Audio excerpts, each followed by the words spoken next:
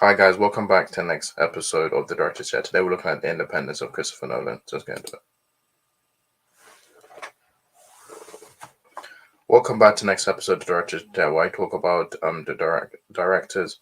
When we think of directors, we think about thousands of directors like Steven Spielberg, Martin Scorsese, Francis Ford Coppola. But there is one person, one has a major play and is really good at making independent movies. Today we're talking about Christopher Nolan, which he's currently 52 years old, and we're going to go through all his movies and I'm going to tell how I thought about them. So let's get into it. So 1998 we had Following. Now this was an independent neo-noir crime thriller, written, produced, edited, and directed by Christopher Nolan. This was his first movie. It's basically a young man who follows strangers around the streets of London and is drawn into criminal underworld when he fails to keep his distance. It made 48,000 on a $6,000 budget. So I mean, it was successful. Yeah, a lot of people don't talk about this movie. It's an okay movie. It stars Jeremy Thiebaud, Alex Hall, Lucy Russell, Adedo, John Nolan, and this movie's okay. It's not one I go to because it's just I don't know. It's an okay movie. It's not my favorite Christopher Nolan movie. So 2000 we had Memento. Now this was a neo noir psychological thriller film, and is based on a short story, Memento Mori, by his brother Jonathan Nolan, and it starred Guy Pearce, Carrie-Anne Moss, and Joe Pantoliano, and it made 40 million on a $5 to $9 million budget. And yeah, I like this movie. I think it's good. I think it's probably one of his best movies. The film was acclaimed by critics who praised its non-linear structure, motives of memory, perception, grief, and self-deception. And yeah, this one was a good movie John by Christopher Nolan, and I actually like this movie. So yeah. Then in 2002 we had Insomnia. Now this was psychological thriller. This was a remake of the 1997 Norwegian film of the same name, and this starred Al Pacino, Robin Williams, Hilary Swank, Maura Tierney, Martin Donovan, Nicky Katt, and Paul Dooley, and it made 113.8 million on $46 million budget, which it received praise including for Pacino and Williams' performance. It is the only film by Nolan that he did not write or co-write. This is like the one Nolan movie that's kind of like it's kind of not brought up. Like when people think of the best Christopher Nolan movies, lots of people just really don't talk about this movie. And this one's a really good movie. I actually enjoy it. I think Robin Williams is great in this, and also Al Pacino. And yeah, this is probably one of Nolan's best movies. And then 2005 we had Batman Begins. Now this was a superhero film, and this was pretty much a reboot of the Batman franchise. This stars Christian Bale, Michael Caine, Liam Neeson, Katie Holmes, Gary Oldman, Cillian Murphy, Tom Wilkinson, Rutger Hauer, Ken Watanabe, and Morgan Freeman. And it made 373 million on a $150 million budget. Um, it received highly positive reviews from critics who deemed the film an improvement over the Schumacher films, with praise aimed at a more mature tone and character-driven storyline. Bell's performance, musical score, direction, the deeper psychological focus, and added layers of depth to the titular characters' motives and emotional weight compared to previous Batman films. And yeah, this became the ninth highest grossing film 2005, and was the second highest grossing Batman film at the time, behind Tim Burton's Batman. And yeah, so since its release, Batman Begins has been cited as one of the most influential films of 2000. It was credited for revitalizing the Batman character in popular culture, shifting its focus towards a darker, more serious tone and style. The film helped popularize the term reboot in Hollywood, inspiring studios and filmmakers to revive franchises with realistic and serious tones. And this was the first movie of the Dark Knight trilogy. And I think this is probably my favorite one of the Dark Knight trilogy. I actually like Batman Begins way more than Dark Knight Rises. Yeah, this one is a really good movie. If you're watching the Nolan films, I recommend you start with this one. This one's a really good one. In 2006, we had The Prestige. Now, The Prestige was a psychological thriller film. It's based on on the 1995 novel of the same name, by Christopher Priest. And it stars Hugh Jackman, Christian Bale, Michael Caine, Scarlett Johansson, Rebecca Hall, Andy Serkis, David Bowie, and Piper Perabo. And it made $109.7 million on a $40 million budget, and it's and it and this one is actually a good movie. I received positive reviews, and yeah, I like this one. This is probably one of my favorite, and yeah, it's a really good one. I enjoy it for what it is. It's a really good one. It's really underrated. Not many people talk about it. The 2008 we had The Dark Knight. Now this was a superhero movie, and this is a sequel to Batman Begins, the second installment in the Dark Knight trilogy, and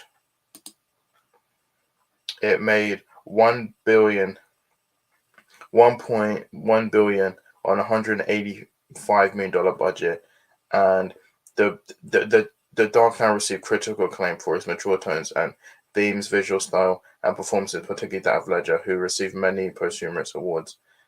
This came out after Heath Ledger passed away. I think he passed away. I think January 2008. The film was dedicated to him, and this was one of his. I think this is. I think he did one more movie after this, but yeah, it broke several box office records and became the highest grossing film of 2008, the fourth highest grossing film of all time, and the highest grossing superhero film. I think it was the first superhero movie to make $1 billion.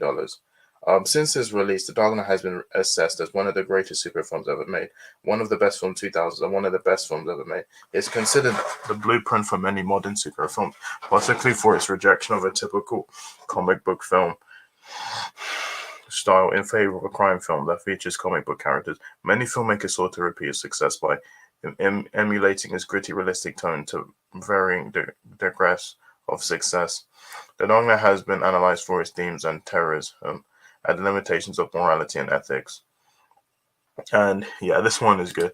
But I don't like it as much as Batman Begins, but this one's good. Heath Ledger is great in this movie, and Aaron Eckhart is good in this as well. I love Christian Bale, Michael Caine, Morgan Freeman, all good. Maggie Gyllenhaal. This one, I highly recommend you check this one. It's really good. This is probably my second favorite Batman movie after Batman Begins. I really like this movie. Then 2010 we had Inception. Now this was a science fiction action film, and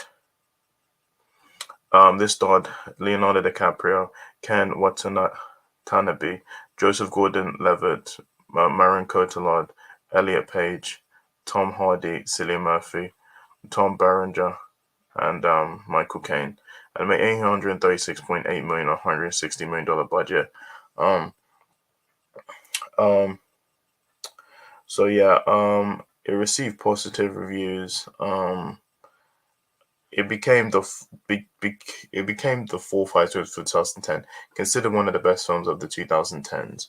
And yeah, I actually enjoy this. This one's a really good um movie. I really enjoy it. So yeah, that's Inception. Then 2012 we had The Dark Knight Rises. This was a superhero movie, and it was the final installment in Nolan's Dark Knight trilogy, and this is a sequel to The Dark Knight.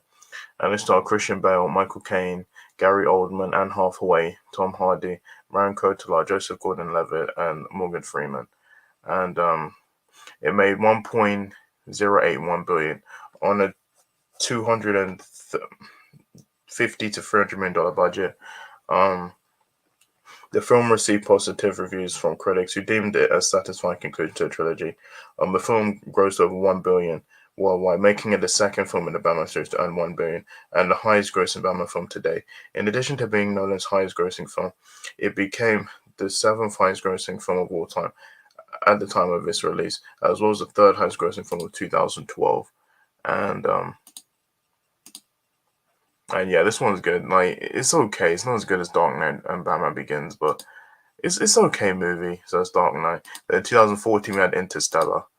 Now this was an epic science fiction film, and this starred Matthew McConaughey, Anne Hathaway, Jessica Chastain, Bill Irvin, Ellen Burstyn, Matt Damon, and Michael Caine. And it made $773.8 million on $165 million budget. Um, uh, the film had a worldwide gross of 677 million and 773 million with subsequent re-releases, making it the 10th highest grossing film in 2014.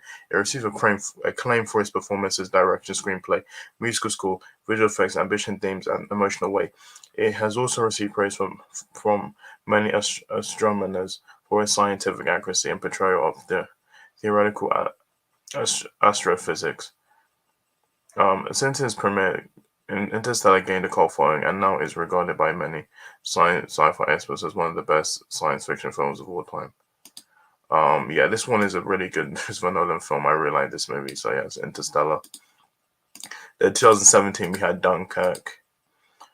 This one is a historical war film, and this starred Theon Whitehead, Tom Glenn, Carney, Jack Lowden, Harry Styles, Nurin Barnard, James D'Arcy, Barry Keoghan, Kenneth Branagh, Cillian Murphy, Mark Rylance, and Tom Hardy, and it made $527 million on the $82.550 million budget. Dunkirk received praise for its screenplay, direction, editing, musical score, sound design, and cinematography. Some critics call it Nolan's best work and one of the greatest war films. And yeah, this one is a really good war film. I'm not a huge fan of war films, but this one's a really good movie. I recommend you check it out. Then in 2020, we had Tenet, which was a science fiction action thriller film. It starred John David Washington, Robert Pattinson, Elizabeth Debicki, Dimple Kapadia, Michael Caine, and Kenneth Branagh. It made $365.3 million on a $205 million budget.